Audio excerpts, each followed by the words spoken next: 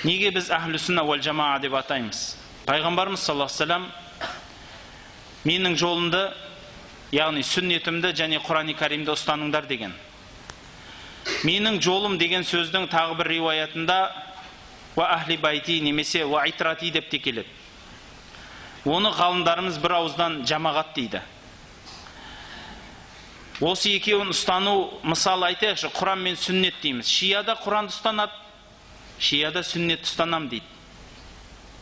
Хауарижде Құранды ұстанам, хауарижде пайғамбардың сүннетін ұстанам дейді. Онда айырмашылығымыз неде?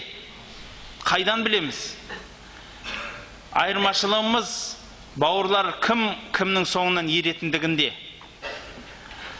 Шиялар айтады, біз әхлі байттың соңынан ереміз дейді. Біз айтамыз, сахабалардың соңынан ереміз дейміз. Сахабалардың соңынан ереміз. Уәл жамаа деген соны білдіреді. Үлкен сәуадул адам, мұсылмандардың ең көбі, мұсылман ғұламаларының ең көбі ұстанған жолды ұстанамыз деген сөзді білдіреді, бауырлар. Қазіргі күнде де мұсылмандардың ең көбі Аш'ари және Матриди ақидасын ұстанғандар. Ең көбі. Бұрында солар болған. Ал енді бұлай Матриди деп ақиданың аталуы өткенде айтып кеткендігімдей, ол ақида бұлай аталу себебі бұны ақида деп танытқан адамның атымен аталды ғана.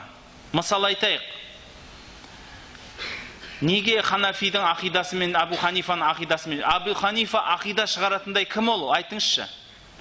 Абу Ханифаның ақидасы деп айта алмаймыз ғой біз. Пайғамбарымыздың көрсеткен ақидасы деп айтуымыз керек. Ақиданы біз анадан, надан деген адамнан алмаймыз ғой.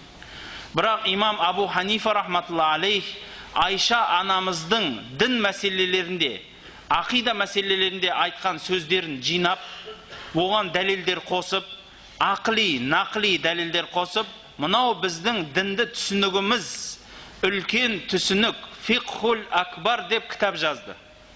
Яғни имам Абу Ханифа өзінің қалтасынан ойлап тапқан жоқ, бұл керек екен ғой деп. Бәлки Айша анамыздың соңынан ерді. Ал Айша анамыз ол пікірді кімнен алды? Пайғамбарымыз саллаллаху алейхи вассаламнан алды.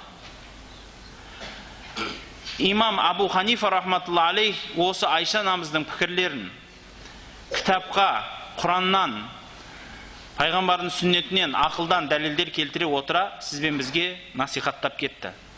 Ал бірақ ол кезде ақида деген пән болмады. Қазіргі кезде ғана бұл ақида пәні болды. Оны пән қылып, ғылым қылып, туын тіккен, шаңырағын көтерген адам ол имам Матриди. Біз сол кісінің жолын ұстанамыз.